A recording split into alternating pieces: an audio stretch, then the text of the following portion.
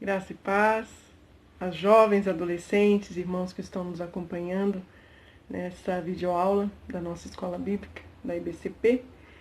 Muito feliz de estar aqui com vocês, apesar de ser nessa distância, mas nós temos que aproveitar todas as oportunidades para continuar estudando a palavra e principalmente conhecendo ao Senhor e prosseguir em conhecê-lo. Nós vamos dar continuidade hoje ao estudo do livro de Neemias e explorar um pouquinho mais o capítulo 5 desse livro. O aspecto que nós vamos explorar desse personagem das Escrituras é justamente quando ele promove uma transformação social. E o que nós temos visto até agora do livro de Neemias, ele nos confirma que muitas vezes alguns personagens são rotulados. Então as pessoas às vezes falam, o livro de Neemias é bom para liderança. E às vezes a gente deixa de explorar o livro. E nós temos aprendido que esse livro ele é para a igreja, é para o crente, é para o irmão, para a irmã, para o jovem, para a criança. Ele ensina, ele tem muito conteúdo que nós podemos aplicar no nosso dia a dia.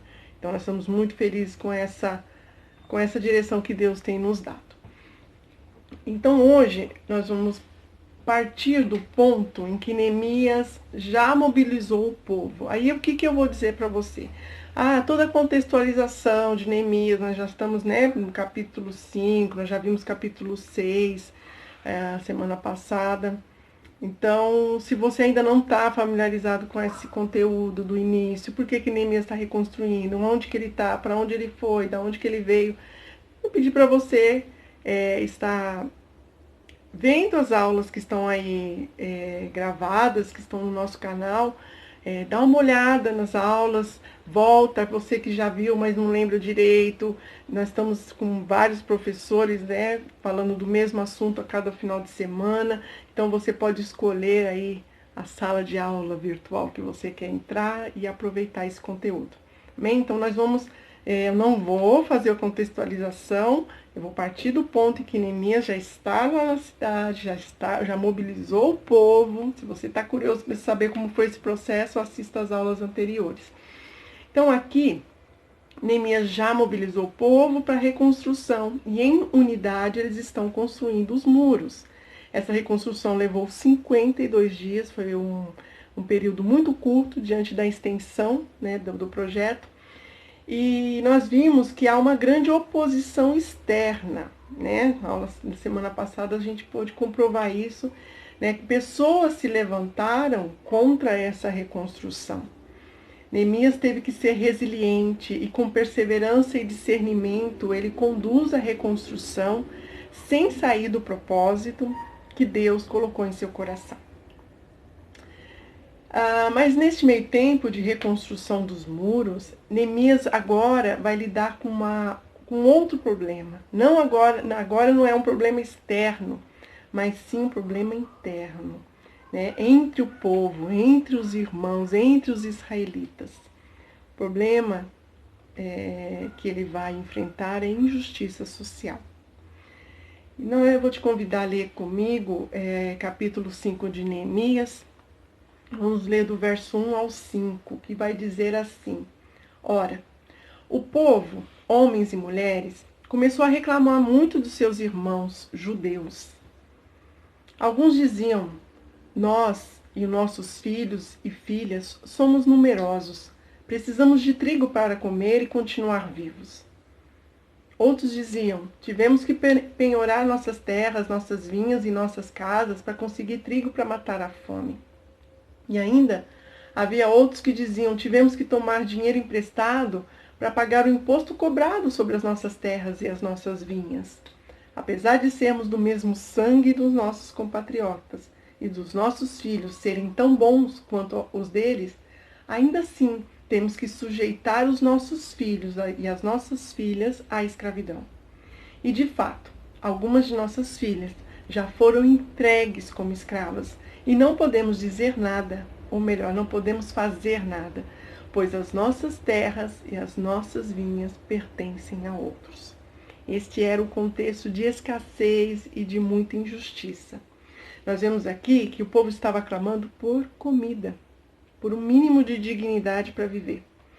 O contexto social de Jerusalém, ela estava em ruínas, né? O povo, em sua maioria, não tinha o suficiente para viver dignamente. Era evidente as consequências do cativeiro que eles viveram e estava refletindo na economia. E no meio disso tudo, havia alguns judeus com melhor condição econômica que estavam emprestando dinheiro para o povo, mas com altos juros, né? Quando não podiam pagar, eles pegavam os filhos, as filhas e vendiam como escravos. Os mais ricos aproveitaram esse momento e exploraram os mais pobres. Então era aquela condição, pai de família, não tinha como sustentar sua família, então ele acabava pegando esse dinheiro e quando era cobrado com juros, ele não tinha como pagar, porque até a lavoura, tudo estava na escassez, né? E aí era a casa que ele dava no lugar da dívida, era um pedaço de terra, chegou ao ponto de ter que entregar os próprios filhos para pagar dívidas. Qual será então a reação de Neemias diante dessa situação? Vamos continuar lendo o verso 6 agora. Olha o que ele diz. Quando eu ouvi a reclamação e essas acusações, fiquei furioso. Verso 7. Fiz uma avaliação de tudo e então repreendi os nobres e os oficiais, dizendo-lhe: vocês estão cobrando juros dos seus irmãos? Por isso eu convoquei uma grande reunião contra eles e disse: na medida do possível, nós compramos de volta os nossos irmãos judeus que haviam sido vendidos aos outros povos. Agora vocês estão até vendendo os seus irmãos, e assim eles terão que ser vendidos a nós de novo. Eles ficaram em silêncio ao ouvir isso de Neemias, pois ficaram sem resposta. Neemias colocou a situação do jeito que estava acontecendo para abrir os olhos deles. Aí o que a gente vê aqui? Um Neemias indiferente, um Neemias que chega para eles e fala assim: olha, eu vim aqui para reconstruir o muro, Deus me mandou reconstruir o muro, é o que eu estou fazendo, cada um com seus problemas, vocês que resolvam, não tem nada a ver com isso? De forma alguma. Como que Neemias, um homem de Deus, um homem de oração, um homem que era temente a Deus, poderia ignorar a fome do povo? Como que aquelas famílias iam continuar a trabalhar na reconstrução dos muros de barriga vazia e com seus filhos como escravos? Esse homem se indignou de uma tal forma. E antes mesmo de fazer antes mesmo de reagir, né, ele ficou indignado, mas ele fez uma avaliação da situação, um homem estratégico, um homem prudente, né, que Neemias, que nós já vimos em outras aulas, essa característica dele. E ele não se preocupou em ser o legal, o simpático da vez. Ele continua sendo o mesmo Neemias compassivo, que nós já estudamos. Ele se coloca no lugar do povo, ele age a favor desse povo. Ele é justo, né? Pois ele via cada uma daquelas pessoas com respeito. Não se preocupou se as pessoas iriam pensar, o que as pessoas iriam pensar a respeito dele. Ele estava preocupado em preservar aquilo que a palavra declara. E ali no Velho Testamento, em Deuteronômio, capítulo 23, do verso 19 e 20, olha o que a palavra diz sobre esse assunto. A palavra fala assim: não cobrem juros de um israelita por dinheiro, alimento ou qualquer outra coisa que possa render juros. Vocês poderão cobrar juros do estrangeiro, mas não do seu irmão israelita, para que o Senhor, o seu Deus, os abençoe em tudo que vocês fizerem na terra em que estão entrando para dela tomar posse. Neemias conhecia a palavra, conhecia Deus. Em Êxodo 22, verso 25, diz assim: se fizerem empréstimos a alguém do meu povo, a algum necessitado que viva entre vocês, não cobrem juros dele. Não emprestem visando lucro. Pois é, quando o povo se afasta das escrituras, ele comete erros. E esse povo, esse povo de Jerusalém, eles estavam necessitados de uma reforma, de uma mudança urgente. Por isso que Neemias foi enviado por Deus, né? Ele já tinha iniciado a restauração, a reforma estrutural com os muros. Estava ali, Deus já estava usando Neemias para colocar de novo a identidade do povo, a fortaleza do povo, a confiança do povo. Mas ainda haviam atitudes que estavam contrárias à palavra de Deus. Esse povo estava num processo. Todo avivamento, restauração, tudo isso é um processo. E eles estavam no meio desse processo. Então aqui é a hora que Deus usa Neemias para que abra os olhos do povo, para mostrar para eles que eles estavam contrários à palavra de Deus, né? Então Deus usa esse homem. O que nós podemos aprender aqui com Neemias? Que haverá momentos em que nós devemos nos posicionar diante de injustiças. Eu pergunto para você, como nós reagimos diante de uma injustiça? Como você, adolescente, reage quando um colega, né, por exemplo, sofre um bullying? Ou se você, na escola, na época que vocês estavam frequentando, mas qual foi a sua reação quando você já viu isso acontecer?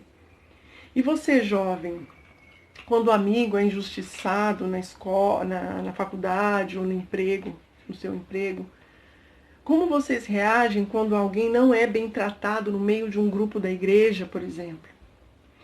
Quem somos nós quando as injustiças acontecem bem debaixo dos nossos olhos? É importante dizer que a consciência da nossa participação na sociedade, ela tem início na adolescência. Desde quando nós nascemos, nós fazemos parte, né, da sociedade como indivíduos, mas ainda nós não somos dotados de capacidade para discernir, refletir sobre escolhas, e a partir da adolescência nós começamos a ter uma consciência social da nossa participação do mundo. É quando há uma expansão das nossas relações sociais e, ao se tornarem jovens, no início da vida adulta, essa consciência é mais fortalecida e fundamentada. Então é nessa fase da adolescência e juventude que irão surgir situações que podem exigir um posicionamento de vocês, né? E assim como Neemias, a palavra de Deus deve ser a nossa base. Em 1 Coríntios, capítulo 13, verso 7, vai falar que o amor não se alegra com a injustiça, né? Mas se alegra com a verdade. Romanos capítulo 2, Efésios capítulo 6 e Atos capítulo 10, nós vamos ver expressões do tipo, porque para Deus não há acepção de pessoas, Deus não faz diferença entre as pessoas, Deus não trata as pessoas com parcialidade. Tiago capítulo 2, meus irmãos, como crentes em nosso Senhor Jesus Cristo, não façam diferença entre as pessoas, tratando-as com favoritismo.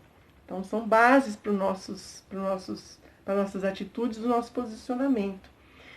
E o que nós temos hoje? As redes sociais, elas são consideradas e são espaços de expressão. Ali as pessoas se posicionam quanto às questões sociais, por exemplo.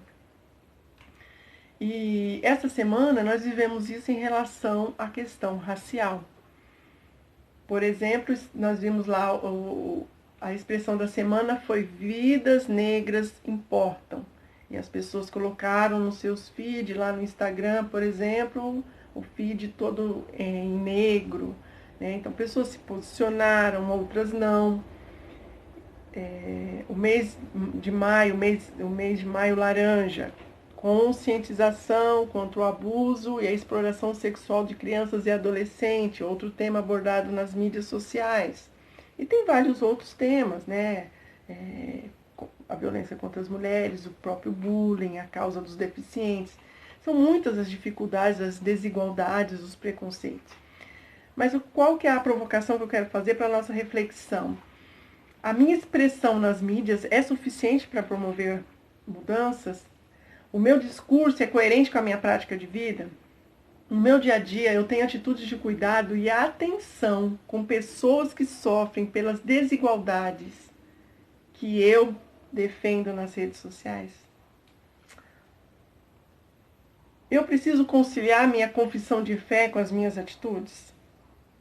Será que a fé exclui a prática de boas obras, ou então as boas obras dispensam a fé? Nós vamos ver que Paulo, em Efésios capítulo 2, vai nos ensinar que a salvação é recebida pela fé e não por obras. E nós vamos ver lá em Tiago capítulo 2, ele vai nos ensinar que sem obras a fé é morta.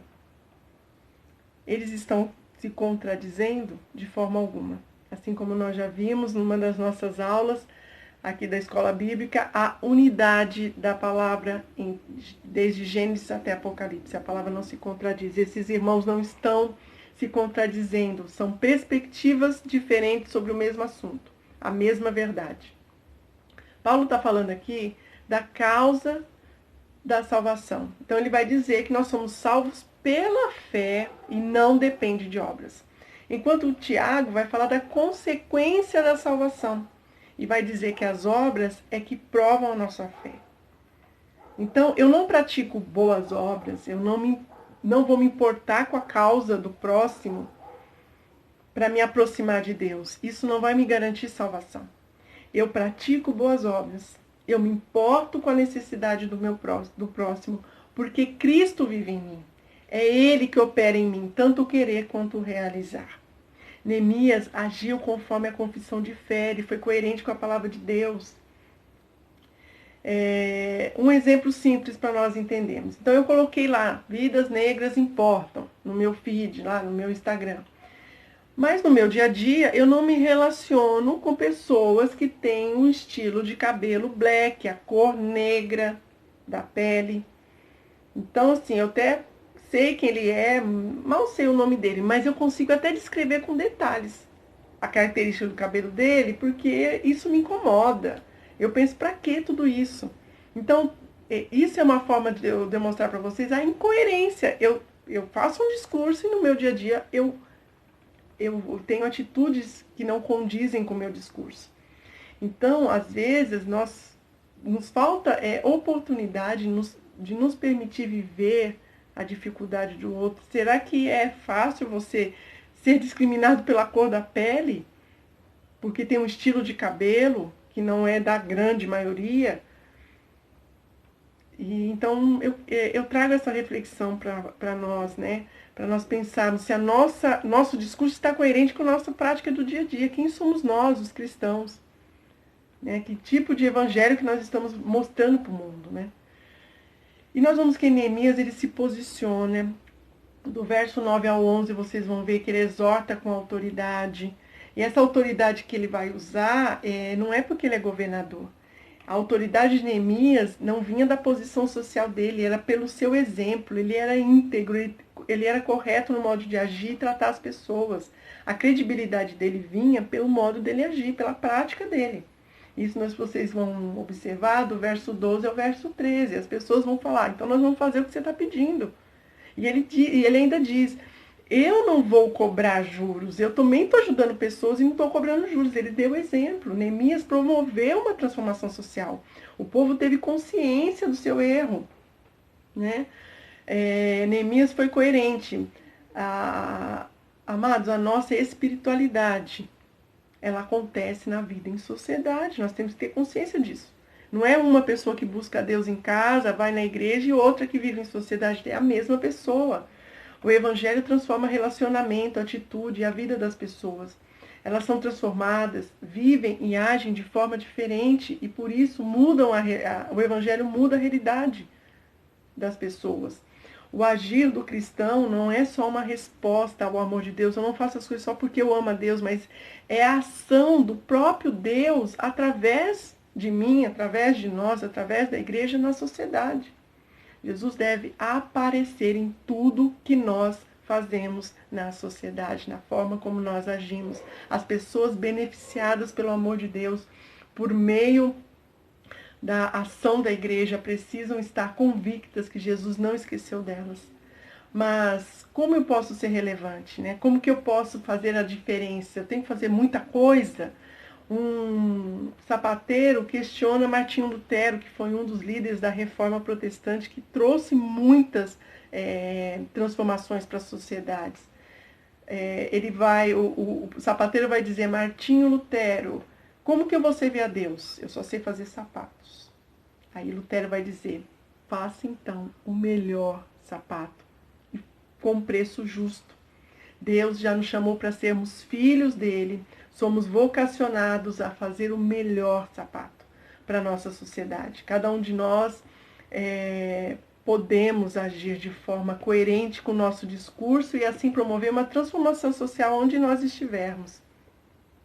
Tanto você, adolescente, quanto jovem, homem, mulher, cada um de nós, não podemos subestimar aquilo que Deus pode fazer através de uma pessoa cheia do Espírito Santo de Deus.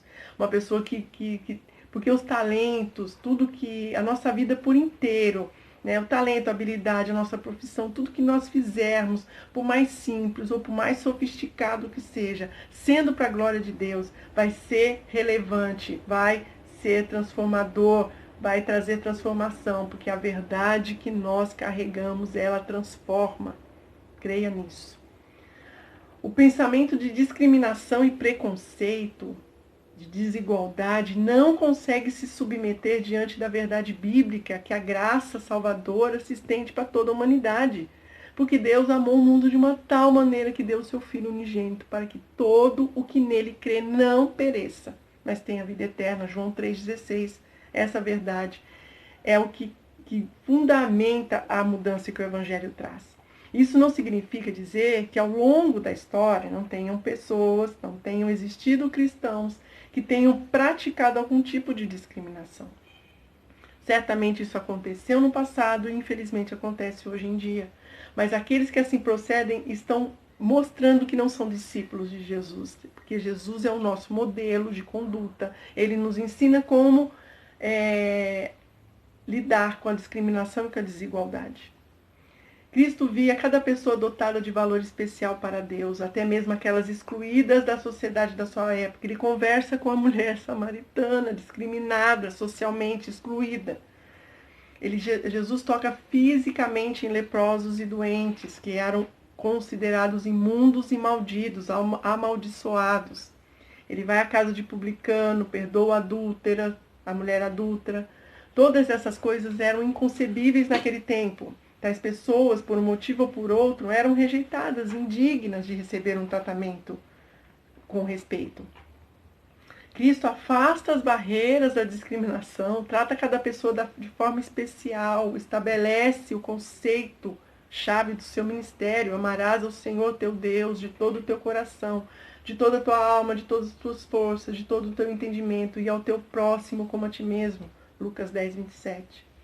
Nós vemos a história da reforma, das reformas e dos avivamentos, que em todo movimento de restauração espiritual há sempre uma ação de transformação social.